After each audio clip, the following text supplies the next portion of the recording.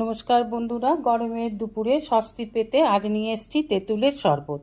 নিয়ে নিচে একটা পাত্র, নিয়ে নিলাম 1 টিস্পুন বিট লবণ, আর নিয়ে নিলাম ঠান্ডা জল, নিয়ে নেব 2-3 চামচ চিনি। যাদের সুগার আছে তারা চিনিটা অ্যাভয়েড করতে পারেন।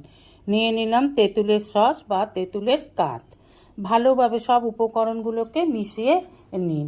এবার দিয়ে দেবো একটা পাতিলেবুর রস।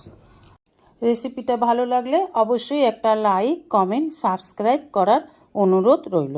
পাশে থাকা বেল আইকনটিতে ক্লিক করে দেবেন নিউ ভিডিওর আপডেট যাতে সবার আগে আপনার কাছেই পৌঁছে যায়।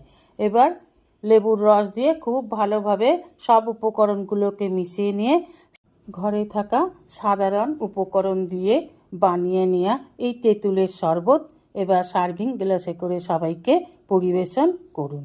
একবার খেলেই মন প্রাণ জীবন ঠান্ডা হয়ে যাবে।